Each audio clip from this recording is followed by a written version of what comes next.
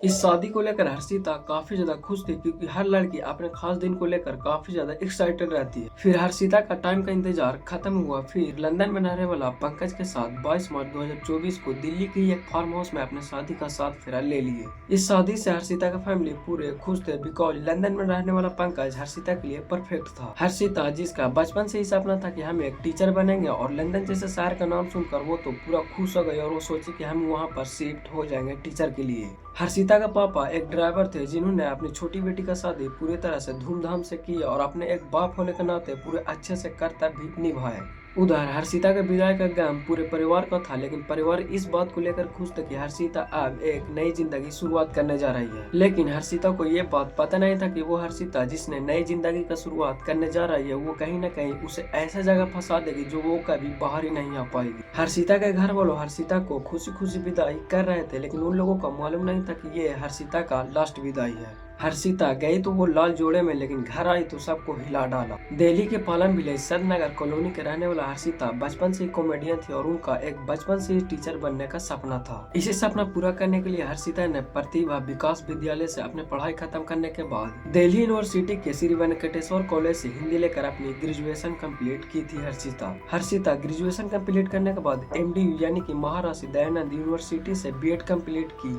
BEd complete करने के बाद हर्षिता ने बच्चों को ट्यूशन पढ़ाना स्टार्ट कर दिया था। 23 साल का हर्षिता वो अपने घर का सबसे छोटी बेटी थी और इसीलिए उसको काफी ज्यादा प्यार भी मिला करता था। लेकिन हर्षिता ने अपनी जिंदगी को लेकर काफी ज्यादा सीरियस रहा करती थी। हर्षिता को सबसे ज्यादा प्यार करने वाला उसकी बड़ी बहन सोनिया, जो कि सोनिया और ये इन दोनों ने आपस में अपने बातचीत करते रहते थे अपने बारे में। सोनिया का अच्छे घरों में शादी होने के बाद हर्षिता के घर वाला सोचे थे कि हर्षिता को भी एक अच्छे खानदान में शादी करेंगे हम लोग। हर्षिता के घर वाले हर्षिता के लिए रिश्ता भी खोजना स्टार्ट नहीं किए थे, तभी एक रिलेटिव हर्षिता के लिए एक रिश्ता लेकर आ जाते हैं। हरियाणा के धरौली गांव के रहने वाला पंकज लंदन में एक अच्छी पोस्ट पे था। हालांकि वो हर्षिता से पंकज 2 साल का छोटे थे, पर घर वालों को लगा कि लड़का सेटल और एक अच्छी पोस्ट पे है तो उम्र कोई मैटर नहीं करता और बगैर किसी से पूछताछ ही करते ये रिश्ता फिक्स कर देते हैं। हर्षिता भी इस रिश्ते से खुश थी क्योंकि उसका बचपन का जो सपना था टीचिंग, उसे लगता था कि लंदन जैसे बड़े शहरों में हम आराम से अपने ड्रीम को कंप्लीट कर सकते हैं। रिश्ता फाइनल होने के बाद अगस्त 2023 में पंकज लंदन से वापस आया और दोनों ने लीगल तरीके से कोर्ट मैरिज यहाँ पर फिक्स कर लिए।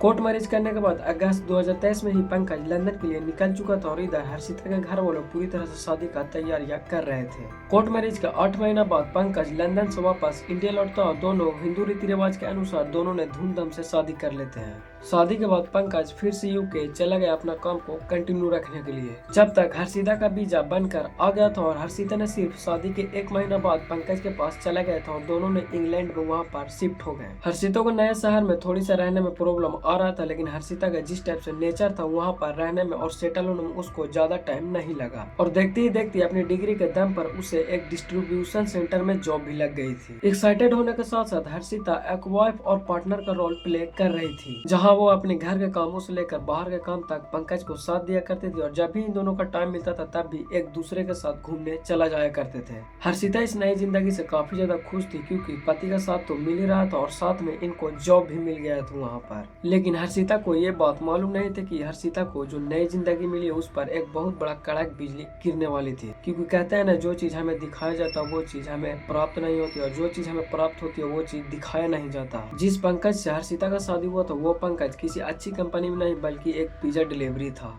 हर्षिता ने यह सब बात जब घर वालों को बताई तो घर वाले सारे के सारे शौक रह गए, लेकिन कर भी क्या सकते थे क्योंकि उन लोगों के पास कोई दूसरा ऑप्शन नहीं था।